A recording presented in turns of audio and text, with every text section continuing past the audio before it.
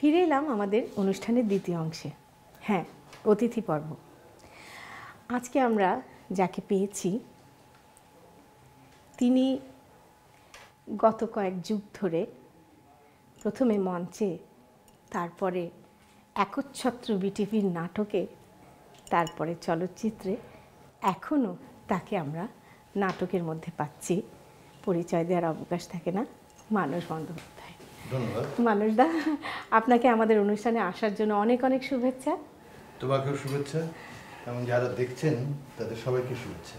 তো মানসদা, আজকে আমাদের কি রান্না করে খাওয়াবে? আমি খাওয়াবো না তুমি খাওয়াবে? আমাকে বললে তো মুশকিল, তুমি খাও আজকে। আচ্ছা, আমার সৌভাগ্য, আমি মানসদাকে আজকে একটি বিশেষ ধরনের রান্না করে খাওয়াবো। তার নাম হচ্ছে মাছের মাথার শুক্তো। প্রিয় দর্শক, রান্নাটা শুরু করার আগে চলুন আমরা একটু দেখে আসি এটা রান্না করতে কি কি উপকরণ লাগে। মাছের মাথার শুক্তো তৈরি করতে আমাদের লাগবে সর্ষে তেল আধা কাপ, শোল মাছের মাথা 1 কেজি, হলুদ গুঁড়ো সামান্য পরিমাণ, রাঁধুনি 2 চা চামচ, তেজপাতা 2টি, লাউ কুচি 2 কাপ, বেগুন টুকরো 1 কাপ, চালের গুঁড়ো 2 টেবিল চামচ, গুঁড়ো দুধ 3 টেবিল চামচ, আদা বাটা 1 টেবিল চামচ এবং লবণ স্বাদ মতো। প্রিয় দর্শক, আমরা রান্নায় চলে যাই। আমি এতে দিচ্ছি বেশ খানিকটা সর্ষের তেল।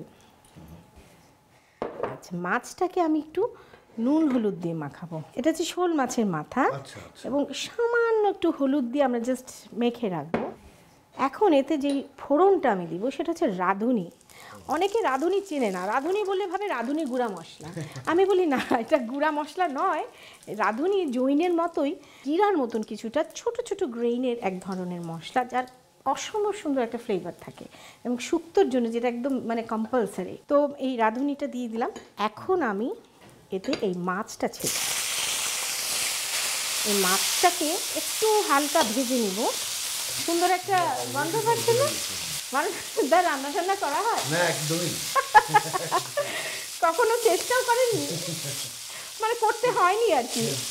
মাছটা ঠিক গোলাপি রঙটা ছেড়ে আসলে আমরা এতে একটু পানি দিই। সবাই এটা দেখুক শিখুক। হ্যাঁ, তো আমাদের এই রাঁধুনি দিয়ে ফোড়ন দেওয়া হয়ে গেল মাছ। এখন আমরা লাউ দিয়ে দেবো। লাউ দিয়ে দিই। লাউগুলোকে দেখেন, লাউ কিন্তু ঝুড়ি ঝুড়ি করে একেবারে আলু ভাজার মতন কুচি করা হয়েছে। এবং এর সাথে আমি একটু বেগুনও দিই, কারণ বেগুনটাও ডেন্সিটিটা খুব ভালো, সফট হয় একদম। এবং এতে কোনো মশলার বাড়াবাড়ি নেই। এতে আমি দেব নুন পরিমাণ মতো। হ্যাঁ, পরিমাণ মতো। তো মানসদা, হ্যাঁ, আপনার সাথে একটু গল্প করি রান্না করতে করতে। অবশ্যই অবশ্যই। আপনার এই অভিনয় জীবনে শুরু হলো কি করে? শুরুটা অনেক দিন আগে, সেই 1979 এর দিকে। ওরে বাবা, তখন অনেক আগে, বোঝার উপায় আছে মানুষটাকে দেখে। অনেক আগে।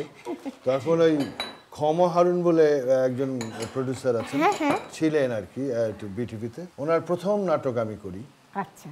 তারপরে আর নাটক, তারপরে আর করা হয়নি অনেকদিন। মানে কি তারপরে এটা আপনি টিভিতে শুরু করলেন? টিভিতে শুরু করলাম। তার আগে মঞ্চ করেছি। তার আগে মঞ্চ করেছেন? মঞ্চ করেছি। কোন দলের সাথে করতেন? হ্যাঁ, আমাদের ফরিদপুরেই, তখন তো ফরিদপুরে ইন্টারমিডিয়েট। আচ্ছা, আপনি ফরিদপুর শহরে। হ্যাঁ, ফরিদপুর আচ্ছা ছিল। তো ওইখানে আমরা একটা দল করতাম, সুনিয়ম নাট্যচক্র। আচ্ছা আচ্ছা। সেইখানে আমরা নাটক আমরা করতাম তখন। আচ্ছা। তারপরে আস্তে আস্তে ওখান থেকে ঢাকায় এলাম।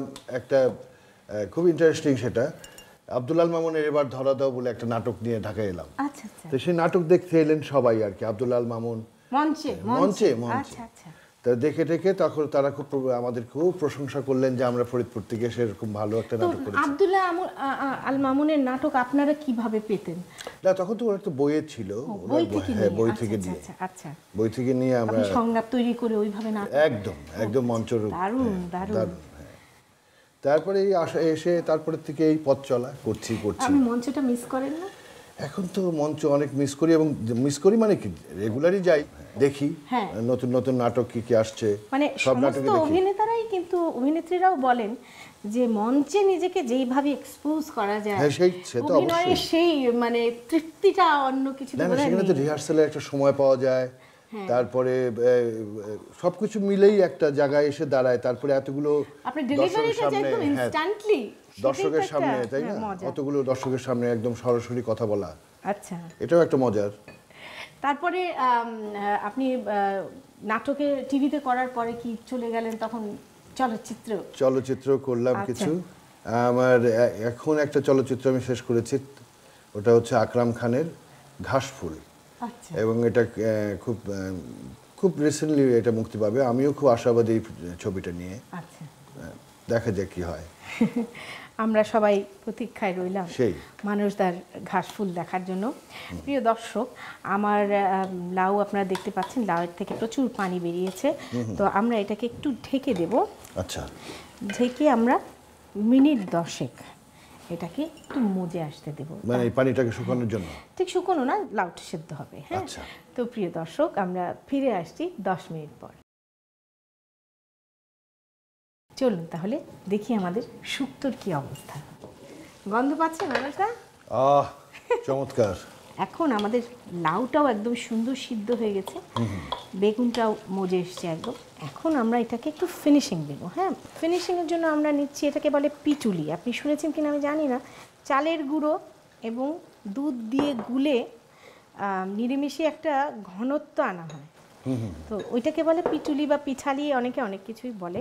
এটা ময়দা দিয়েও করা যায়, একটু গুলিয়ে নিতে হবে। হ্যাঁ, একটু গুলিয়ে ময়দাটা, আমি চালের গুঁড়ো নিয়েছি, চালের গুঁড়ো দুধ দিয়ে গুলে এতে দিব। এখন এটার যে শেষ মাধুর্যটা, মানে শেষ চমকটা এর মধ্যে, সেটা হচ্ছে আদা বাটা। হ্যাঁ, আমি কোনো মশলা দিইনি, এই 1 টিস্পুন, খুব বেশি দিলে আবার একটা তেতো হয়ে যায়, আদার একটা গন্ধ থাকে। এটাকে দিয়ে ভালো করে মিশিয়ে দিলে এখন এটা একদম মাখা মাখা হয়ে আসবে। আসলে এগুলো না, দুধটা দেওয়ার পর না রংটাও পাল্টে গেল। হ্যাঁ, রংটা একটু ফিকে হয়ে গেল, আর আপনার একটা ঘনত্ব চলে আসবে যে চালের গুঁড়োটা দেওয়ার জন্য। এটা বেশ আঠালো আঠালো মাখা মাখা ভাব হয়ে আসবে। তো আমরা একটু এটাকে টেনে আসতে দিই, জাস্ট মিনিট 5, এই শুকিয়ে যাবে, একটু মাখা মাখা হয়ে যাবে। প্রিয় দর্শক, তাহলে আমরা ফিরে আসছি 5 মিনিট পর। আমাদের লাউটা এখন দেখি, বাহ কি সুন্দর মজে এসছে, একদম মাখা মাখা হয়ে গেছে। এখন আমরা চুলাটা অফ করে দিব। অফ করে এটা যে আরেকটু বিশেষত্ব, সেটা হচ্ছে একটু কাঁচা তেল, কি তেল? সর্ষের তেল। আচ্ছা, এইটা যে কি অসাধারণ একটা ফ্লেভার নিয়ে আসবে, মানে একদম এই শুক্তোর ভোল পাল্টে দিবে। গন্ধটা নিয়ে বুঝতে পারছেন।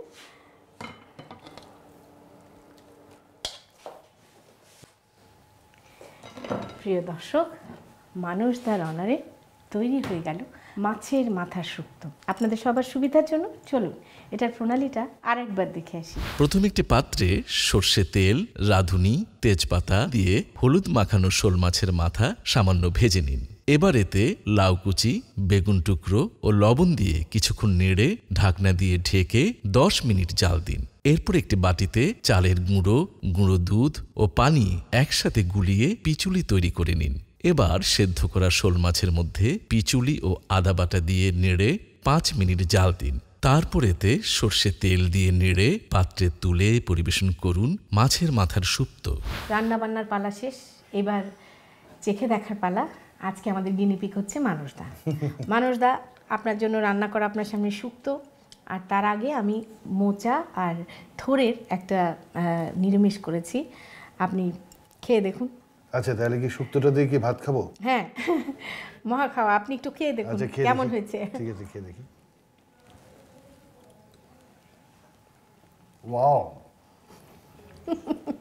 সত্যিই চমৎকার। এবং এটা ওই বললাম যে টাঙ্গাইলের রান্না, কারণ মাছের মাথা শুক্তো হ্যাঁ, সবাই শুনে আটকে উঠে, ওরে বাবা, শুক্তোর মধ্যে আর মাছ কোথা মাছের থেকে? মাথা, হ্যাঁ সেই। কিন্তু এটা আসলেই একটা ভিন্ন ধরনের হালকা স্বাদের রান্না। তো মানুষদা, আপনি কষ্ট করে আমাদের অনুষ্ঠানে এসেছেন, আপনাকে অনেক অনেক ধন্যবাদ।